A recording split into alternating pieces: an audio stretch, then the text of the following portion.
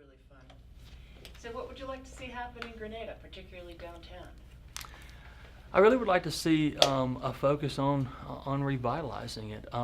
It's so interesting going around the communities in Mississippi to see all the different infrastructures and how Grenada has behaved just like most other cities in America with sprawl, even if it's on a small scale sprawl, and moving away from the center of town.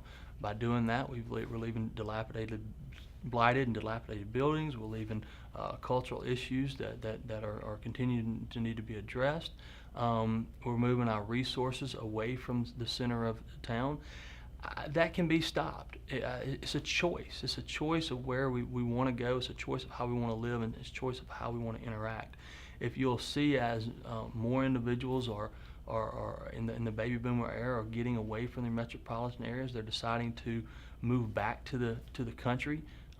They're wanting to scale down. Well, these inner city places, squares, towns, you can call them inner city from a small town perspective, they're trying to find smaller places and less travel for their behavior. Where you can walk. Walking, livable communities. Grenada has the infrastructure to do that. It has an infrastructure that can be developed like that, but it has to take focus, it has to take initiative, it has to take planning. That's the first thing. The city has to come up with a long-term plan that focuses on this area of the community. So what I would like to see small entertainment businesses downtown, service industries, restaurants, but not only that, producing businesses. I mean, we could see hardware stores coming down here. We have a great hardware store in this community, which thank goodness is still owned by an individual in town, True Value. I thought you were going to say True Value.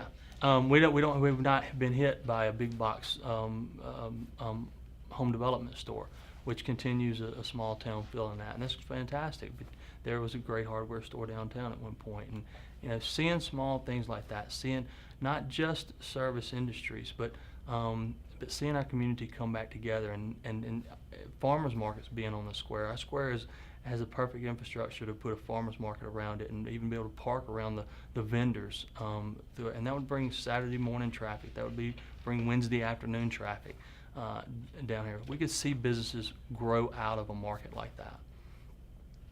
Fantastic. Now, would you like to rent an apartment downtown? Yes, I think for individuals to actually be a part of a community, they need to live there. There has to be residents down there. So apartments are going to be crucial to this development process. What is the next step you would recommend that I take? The next step, from a community or from an entrepreneur? You pick it. I think the next step of what we have to do is get buy-in from the community, but that's going to take everybody being on the same page, and that page looks like a long-term community development plan, and it has to have the buy-in from all the community, from all the stakeholders, from the mayor, from the councilmen and councilwomen. It has to be. Dream on. Yes, we got to get some diversity in here. But a long-term plan is going to give us direction, and then if that direction is voted on, and there's a unanimous vote for that direction, then we can hold people accountable who's not trying to fulfill that direction. This happens in many communities across the state. I mean, Hernando has a great long-term plan that they're implementing over and over. We say, well, Hernando's a different community than Grenada or our smaller scale. They have the overflow of Memphis, and they have a creative class there that is not here. Well, Greenwood's done the same thing. So it's not just any city that surrounds a metropolitan area. Small communities are coming together. They're identifying this need for development, this need for survival. I'm working right now with Charleston, Mississippi, and their council's coming together. They have a due diligence committee that's identified the need for economic development and planning, and they're working diligently to do that. All of the communities have to identify the flat economic growth that's been for the past 15 years in Mississippi, and we can change that. but we have to do things different than we've done over the past 50 years.